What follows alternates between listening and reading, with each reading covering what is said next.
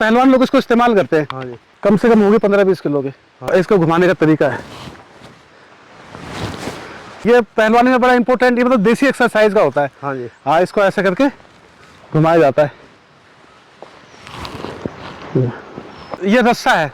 हाँ जी। इस पे पहलवान चढ़ते हैं। अच्छा। उत्तराखंड में कम है पहलवानी का। हिमाचल में जाएंगे या जम्मू कश्मीर में जाएंगे, वहाँ हर गांव में पहलवानी होती है। अपने मन से ही मैंने ये अखाड़ा यहाँ पर इसकी शुरुआत की है। यहाँ पर कभी कभी बच्चों के कैंप लगते हैं जो बाहर से आते हैं, उनका रीज़न ये कि यहाँ के बच्चे उनको देखें। ये मेरा ड्रीम है कि ये अखाड़ा बने और ये भी फ्री रहेगा बच्चों के लिए। हाँ जी। यहाँ बच्चे फ्री रहा करेंगे। मेरा चैनल है कुश्ती रेसलिंग टीवी। हाँ जी। और उसका हैंडल है @दीपक अनसुईया। और एक बात मैं कहना चाहता हूँ कि बच्चों को यहाँ फौज में, आर्म फोर्सेस में जाने का, मिलिट्री में या पुलिस में जाने का बड़ा शौक है, क्योंकि नौकरी रोजगार चाहते हैं। तो अगर आप यहाँ पे पहलवानी करते हैं तो आप डायरेक्ट स्टेट की तरफ से खेल सकते हैं नेशनल में जाकर के। और अगर आप नेशनल में जाकर के खेलते हैं तो पार्टिसिपेट से ही नौकरी मिल जाती है। हाँ जी। अगर आप नेशनल राष्ट्रीय खिलाड़ी बन जाते हैं फिर आप, तो राष्ट्रीय खिलाड़ी को नौकरी है। और अगर आपका मेडल आ जाता है, अब हमने बच्चे बनाए, वर्ल्ड चैंपियन बनाए, कॉमनवेल्थ गेम के चैंपियन बनाए हैं, ओलंपिक तक गए हमारे स्टूडेंट, भारत केसरी बने हैं, दिल्ली केसरी बने हैं, तो हम यहाँ भी बना सकते हैं। नमस्कार, प्रणाम। मैं सुरेश बलूनी और आप देख रहे हैं गढ़वाल की संस्कृति। गढ़वाल की संस्कृति में दीपक पहलवान जी का हार्दिक स्वागत करता हूँ, हार्दिक धन्यवाद करता हूँ कि आप एक नई चीज़ को यहाँ पे लाए हैं, जो कि ये पहाड़ों में बड़ा नामुमकिन था। बहुत सारे लोग हैं कि जिनका ये शौक़ है कि मैं पहलवानी करूं, मैं कुश्ती करूं, लेकिन उन लोगों को कोई सिखाने वाला नहीं मिलता या उनको इस प्रकार की कोई सुविधाएं नहीं मिलती। दीपक पहलवान जी वो कार्य कर रहे हैं जो आज तक किसी ने नहीं किया। तो दीपक पहलवान जी को मैं इसके लिए हार्दिक धन्यवाद देता हूं, हार्दिक स्वागत करता हूं। और अब दीपक पहलवान जी से बात करते हैं, वो कुश्ती के बारे में भी हमें बताएंगे और अन्य जो चीज़ें, उनको कुश्ती का शौक़ कहाँ से हुआ, कैसे इस क्षेत्र में गए और आगे क्या संभावनाएँ हैं, हम उस विषय में बात करेंगे। पहलवान जी नमस्कार। नमस्कार बलूनी जी। गढ़वाल की संस्कृति के सभी दर्शकों को सादर प्रणाम। और बलूनी जी, आपका भी आप जो कार्य कर रहे हैं, क्योंकि उत्तराखंड हमारी मातृभूमि है, पितृभूमि है, और उत्तराखंड से पलायन की वजह से मतलब पूरे देश में लोग हैं, तो वो लोग जब अपने घर गांव को आपके थ्रू देखते हैं तो उन्हें बहुत मज़ा आता है। और ये यूएसपी आपकी है जिसने आपको बड़ा मान सम्मान दिलाया है, और आप आगे भी इस कार्य को जारी रखेंगे, मुझे उम्मीद है। ये बहुत ही अच्छा कार्य जो आप कर रहे हैं, आप जो सोशल मीडिया के थ्रू उत्तराखंड के घर घर में जो है आप अपनी गढ़वाल की संस्कृति को दिखा रहे हैं। आपको बहुत बहुत धन्यवाद। दिल्ली में हम लोग पले बढ़े, और क्योंकि दिल्ली एक समय जो था पहलवानी का हब था। पहलवानी का अगर हम लंबा सब बताएंगे तो वो मतलब महाभारत कालीन तक चला जाएगा। तो लेकिन क्योंकि हम शंकराचार्य से शुरू करेंगे, उन्होंने पहलवानी को शुरू किया था बेसिकली धर्म की रक्षा करने के लिए। उन्होंने 4 मठ बनाए, मठों के साथ अखाड़े बनाए। उनका ही जो हिस्सा है आज जो है अखाड़े के रूप में हम देखते हैं। उसमें एजुकेशन भी था, तलवार चलाना, शस्त्र शास्त्र दोनों ही होते थे, लेकिन वो अखाड़े जो है अलग हो गए। तो उसमें खाली हम देखते हैं कि दंड बैठक लगा रहे हैं इस तरह से। और लेकिन ये एक बहुत पुरानी विद्या है जो कि दिल्ली में उसका हब था पुराने टाइम में।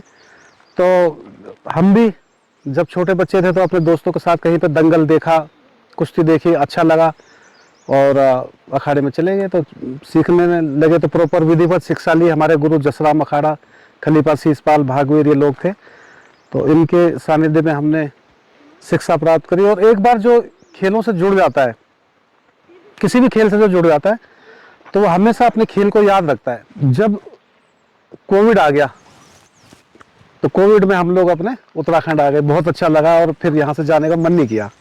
तो यहाँ पर ही रह रहे हम। तो यहाँ पर मैंने देखा कि यहाँ के बच्चे, अभी स्कूल के बच्चे आपने देखा था गए हैं, बड़े मजबूत है, उनका स्टेमिना बहुत मजबूत है।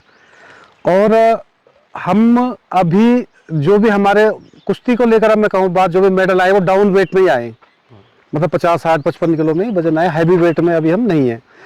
और अगर हम इन बच्चों के फिजिकल फिटनेस करें, हमारी बेटियां हैं जो 8-8, 10-10 किलोमीटर जाती हैं स्कूल, फिर वहाँ पढ़ती हैं, फिर वापस आती हैं, फिर घर का काम करती हैं, तो उनका स्टेमिना जो है बहुत तगड़ा है। तो मैंने ये सोचा कि क्यों ना मैं यहाँ पर भी एक अखाड़ा यहाँ पर चालू कर दूं। तो अपने मन से ही मतलब मैंने ये अखाड़ा यहाँ पर इसकी शुरुआत की है। पहले तो मिट्टी का अखाड़ा था, फिर थोड़ा बारिश में बह भी गया था, तो उसके बाद फिर ये अखाड़ा जो है मैंने यहाँ पर चालू करा है। यहाँ पर कभी कभी बच्चों के कैंप लगते हैं जो बाहर से आते हैं, उनका रीज़न ये कि यहाँ के बच्चे उनको देखें। तो एक प्रॉपर जो हमारे हजारों हजारों साल से पुरानी शिक्षा है जो हमने भी अपने गुरु से प्राप्त करी, उसको यहाँ पर, अच्छा यहाँ पर नहीं है, उत्तराखंड में कम है पहलवानी का। वो रुड़की में होते थे, देहरादून परेड ग्राउंड में कुश्ती होती थी, प्लेन्स में थोड़ी बहुत है। लेकिन अगर आप यहाँ से थोड़ा सा हट के अगर हिमाचल में जाएंगे या जम्मू कश्मीर में जाएंगे, वहाँ हर गांव में पहलवानी होती है। इतना फर्क है हमारे और वहाँ पे। इसके लिए बड़ा ग्राउंड नहीं चाहिए, बड़ा खर्चा नहीं चाहिए। एक लंगोटी 50 रुपए का कपड़ा बतेरा होता है, ये इसके लिए चाहिए। जो कुछ भी आप खर्चा करोगे खाओगे, और खाना भी आपको क्या है, सफ़ेद चीज़ें। आपको दूध खाना है, आपको दही खाना है, आपको चावल खाना है, आपको रोटी खानी है, आपको काजू बादाम पिस्ता खाना है। मतलब आपको लाल चीज़ें नहीं खानी, मतलब शराब नहीं इस्तेमाल करनी, बीड़ी का धुआं लाल रंग का वो नहीं करना, मांस मच्छी मदिरा इस चीज़ का इस्तेमाल नहीं करना। तो जो अगर आप कर भी रहे हैं इन्वेस्ट, तो अपने शरीर पे कर रहे हैं और वो लगेगा आपको। तो ये मतलब पहलवानी का सार है। तो ये यहाँ पर मैं बलूनी जी अखाड़ा बना रहा हूँ, मैं आपको दिखाता हूँ। एक्चुअल में क्या था, अभी ये पुल बरसात में टूट गया था, यहाँ पे ये पुल था यहाँ पे। हाँ, तो अखाड़े की जो सीमा थी वैसे यहाँ तक थी। हाँ जी, लेकिन क्योंकि अब ऐसा ना दान धर्म भी बड़ा जरूरी है, हाँ जी, तो लोगों को जाने के लिए क्रॉस नहीं था, तो मैंने अपने अखाड़े को ही तोड़ करके यहाँ से ये रास्ता दे दिया मैंने, तो ताकि लोग फिलहाल आ जा सके। हाँ जी। तो यही मतलब अखाड़े की सीमा है। यहाँ पर जब ये पुल बन जाएगा तो मैं यहाँ पे बाउंड्री लगाऊंगा। अच्छा, ये जो था, ये मलबा जो था, ये मैंने भरा है, इसमें एक ग्राउंड तैयार कर रहा हूँ मैं। अगर आप इधर देखेंगे इस तरफ, तो ये 10 फुट गहरा है। हाँ जी, ये 10 फुट गहरा है। ये ऐसे करके सीढ़ीदार खेत है ऊपर की तरफ, हाँ जी, यहाँ से नीचे गहरे होते चले जाते हैं। हाँ जी, तो इसको ग्राउंड बनाने के लिए मैंने इसको भरा है। हाँ जी। तो पूरा भरान हुआ है ये? हाँ, ये भरान हुआ है। ये करीबन 8 से 10 फुट और वहाँ 12 फुट तक, मतलब ये इसको मैंने मलबे से भरा है। जहाँ पर हम खड़े हैं, यहाँ से लेकर यहाँ तक 4-5 कमरे बनेंगे, क्योंकि जो अखाड़ा होता है उसमें हॉस्टल भी होता है, बच्चे रहते हैं वहाँ पे प्रॉपरली। हाँ जी। तो और अखाड़ा जो होता है फ्री होता है। मैं आपको बता दूं, पूरे देश में जो अखाड़े होंगे, अगर आप कुश्ती सीखना चाहते हो तो फ्री ऑफ कॉस्ट होते हैं। जहाँ जिम में 5-5-10 हज़ार फीसें होती है, वहाँ पे आप फ्री जाकर सीख सकते हैं। तो अगर कोई अखाड़ा कोई गुरु का होता है तो उसमें कमरे भी होते हैं रहने के लिए। तो यहाँ पर 4-5 कमरे जो है बनाए जाएंगे, टॉयलेट बाथरूम इधर। फिर जब हम इधर आएंगे तो ये जो एरिया है यहाँ पर, कभी आने वाले समय में यहाँ पे हॉल बनेगा जो कि मैट रेसलिंग के लिए। हाँ जी। तो यहाँ पर मैट का हॉल बनेगा। ये यहाँ पे एक चीज और मजेदार है। हाँ जी। अगर कोई बच्चा यहाँ पर आकर रहता है, हाँ जी। पहलवानी करता है, तो नहाना धोना साफ सफाई जरूरी है पहलवानी के बाद। तो यहाँ पे एक छोटा सा पूल है। हाँ जी। तो उसको मैं डेवलप करूंगा, तो यहीं से नहाए और तालाब में वही साफ पानी के स्विमिंग पूल बन जाएगा। वो बड़ी मजेदार चीज यहाँ पे रहेगी, क्योंकि पानी प्राकृतिक स्रोत है। ये प्राकृतिक स्रोत है, प्राकृतिक स्रोत है पानी का। हाँ जी। हालांकि अभी पिछले टाइम में पानी ने यहाँ पे ये बहा के ले गया था कुछ मेरा अखाड़ा। हाँ जी। तो ये अभी मैं ये काम करवा रहा हूँ। हाँ, यहाँ पे पुश्ते रख के, हाँ, ये जाल लग रहे हैं अभी। हाँ जी। वर्क इन प्रोग्रेस है, ताकि अखाड़ा बच जाए। ये जो अखाड़ा होता है, इसको 10-12 फुट खोदा जाता है। हाँ जी। उसकी मिट्टी को निकाला जाता है। उसके बाद उसमें नीम की पत्तियां वगैरह लगाई जाती है। यहाँ तो नीम होता नहीं, लेकिन यहाँ वो होता है हमारा मीठी नीम। वो इसलिए होता है कि नीचे के जो बैक्टीरिया ऊपर ना आए, तो वो बिछाए जाते हैं। उसके बाद फिर मिट्टी को छान करके इसमें डाला जाता है। मिट्टी में आप तेल डालते हैं, घी डालते हैं, टर्मरिक हल्दी डालते हैं और गुलाब जल डालते हैं। तो बहुत सारी चीज़ें मिट्टी में मिक्स की जाती हैं। तो वो करके, और बहुत अब वो करके तब अखाड़े की मिट्टी तैयार होती है। और ये हनुमान जी ये मानते हैं कि वो अवतरित होते हैं जब वो कुश्ती चलती है। तो अखाड़े को सुलाया और जगाया जाता है। तो मतलब एक तरह से अखाड़ा, अब यहाँ पे कहीं पर एक मंदिर भी बनाएंगे हनुमान जी का। तो अखाड़े की मिट्टी को यहाँ तक लोग कभी अपने घर में भी रखते हैं, भूत भगाने के लिए ले जाते हैं जैसे। तो उस तरह की ये मिट्टी होती है। तो इस मिट्टी को स्पेशली बनाना पड़ता है। तो वो मैंने बनाई थी, लेकिन बरसात से बह गई। उसमें भी कभी मतलब अखाड़े की मिट्टी बनाने के लिए 1-1.5 लाख रुपए का खर्चा होता है। तो वो फिर एक बार दोबारा मैं कर रहा हूँ। वो मिट्टी वहाँ पर देखा आप आए होगे। हाँ जी, मिट्टी हो रखी है। हाँ, अब ये छानी जाएगी। हाँ जी। और फिर इसमें से वो चीज़ें मिलाई जाएगी जो मैंने आपको बताया, जो हमारा मतलब प्रोसीजर है हजारों साल से। हाँ जी। तो उस मिट्टी में जब बच्चा लड़ता है, तो वो उसमें क्या है कि पसीना आता है और मिट्टी लग जाती है बहुत शरीर पे, तो साबुन की जरूरत नहीं है। हाँ जी। जैसे पहले लोग गाची वाची लगाते ना, तो शरीर भी खिल जाता है। और इस मिट्टी हनुमान जी की देन है कि जो इसमें मेहनत करता है वो वज्र बन जाता है। अब जैसे ये रस्सा है, हाँ जी। ये रस्सा चढ़ने का काम होता है, ये सब काम चल रहा है। तो ये पहले ऊंचा था, अब ये मैंने भर दिया। हाँ। तो ये रस्सा बड़ा महंगा आता है। अच्छा। इस पे पहलवान चढ़ते हैं। अच्छा। अब क्योंकि ये बारिश की वजह से खराब हो गया, हाँ जी। तो मतलब जो है 10,000 रुपये का रस्सा खराब हो गया मेरा ये। हाँ जी। तो ये सिस्टम होता है। अब तो ये सब चीजें अब ये मैंने घर में ही बनाई थी। अब ये घर में ही बनाई थी मैंने गदा। हाँ हाँ। तो ये मतलब ये पहलवान लोग इसको इस्तेमाल करते हैं। हाँ जी। ये साल की है, हाँ जी। कम से कम होगी 15-20 किलो की। हाँ जी। तो इसको घुमाया जाता है। हाँ जी। घुमा के देखा, हाँ, दिखा दो एक बार। ये तो टूट गया है इसका। हाँ, थोड़ा लग जाएगी, छोटा हो गया वो। तो इसको घुमा देता हूँ। तो ये ऐसे हाँ जी। इसको घुमाने का तरीका है सही बनाने के लिए। तो ये हमारी ये बच्चों के लिए मैंने बनाए थे। हाँ जी। लेकिन क्योंकि यहाँ पे मतलब शेड नहीं है। हाँ जी। हाँ, चीजें खराब हो जाती है। हाँ, ये चीजें सड़ गई।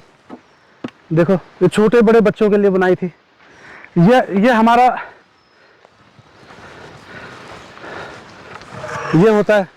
ये भी आपने बनाया? हाँ, इसको ये पहलवानी में बड़ा इंपॉर्टेंट, ये मतलब देसी एक्सरसाइज का होता है। हाँ जी। हाँ, इसको ऐसे करके घुमाया जाता है।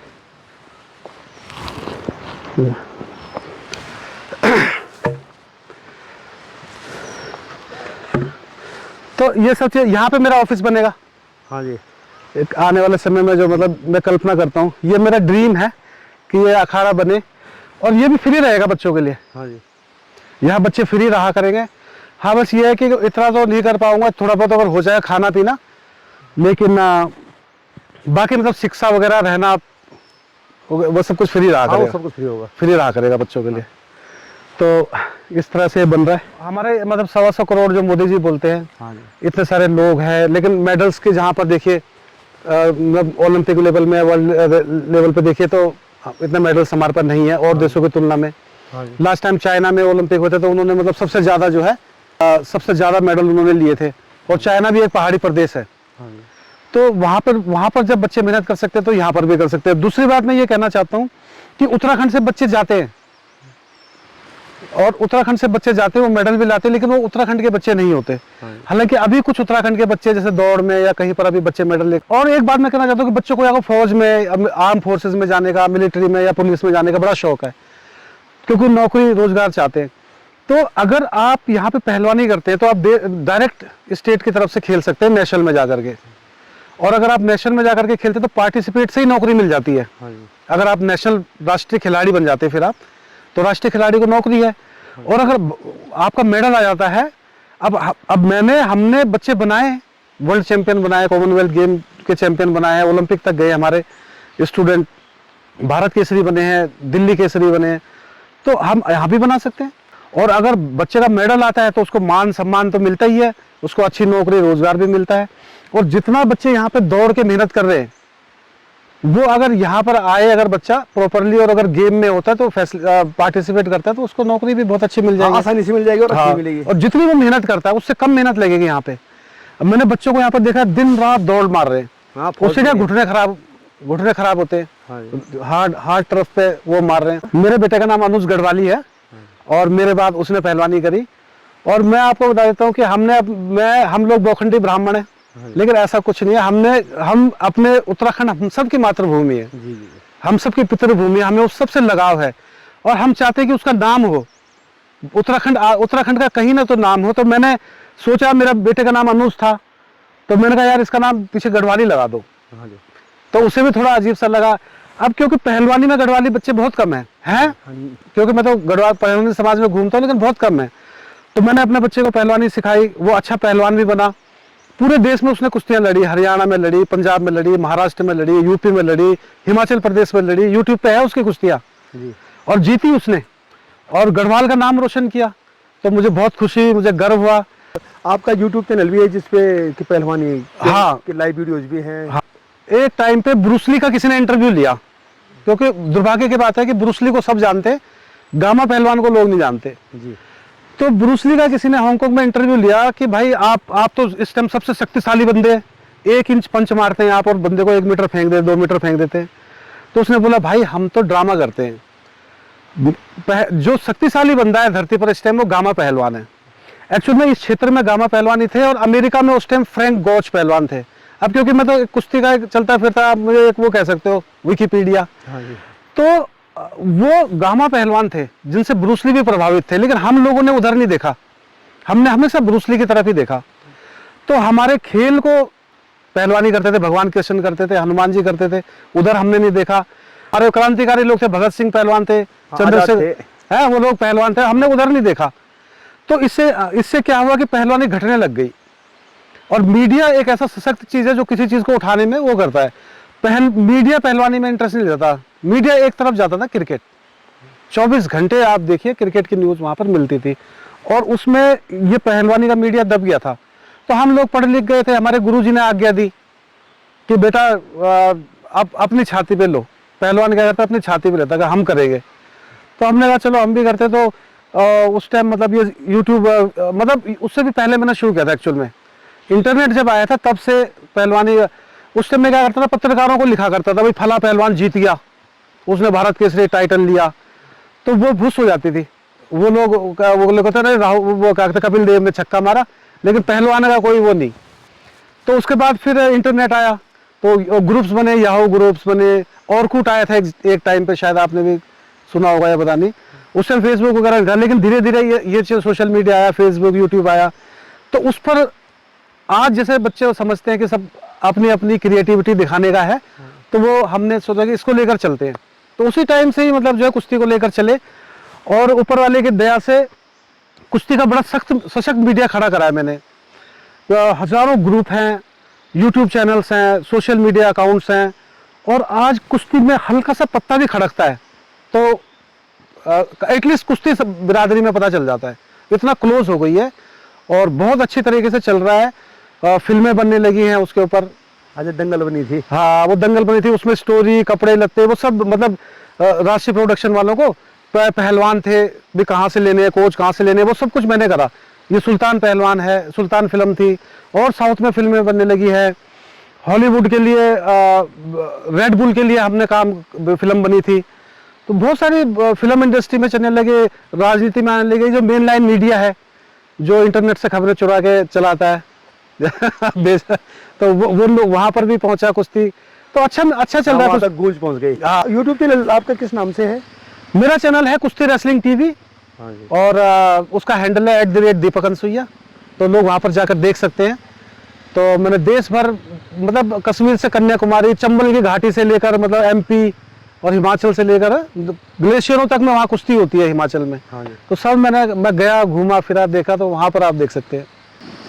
आप सब हमारे साथ जुड़े रहे, आपने ये वीडियो देखा, मैं आपका बहुत बहुत धन्यवाद करता हूँ। बहुत बहुत धन्यवाद बलूनी जी, आपको भी मैं बहुत बहुत धन्यवाद देता हूँ कि आपके थ्रू भी पहाड़ के लोगों को ये सब पता चलेगा कि पहलवानी का यहाँ पर मैं, और ये मेरा एक सपना है, और उसकी तरफ मैं आगे बढ़ रहा हूँ। सपने हम अपने प्रयासों की तरफ प्रयासरत है, जो हमारे अवतारों ने हमें बताया है, हमारे बड़े लोगों ने बताया। फेल भी हो सकते हैं, लेकिन ये मेरा ड्रीम है, और मैं बड़ी मेहनत और मशक्कत से इस पर लगा रहूँगा, और उम्मीद है कि यहाँ से खिलाड़ी तैयार करूँगा। पहले पूरे देश में कुश्ती के लिए काम किया, और अब गढ़वाल में और अपने क्षेत्र में, अपने गाँव में कुश्ती के लिए काम कर रहे हैं। तो बहुत जल्द ही इस अखाड़े से बहुत अच्छे पहलवान निकलेंगे। मेरी शुभकामनाएं दीपक पहलवान जी के साथ में है।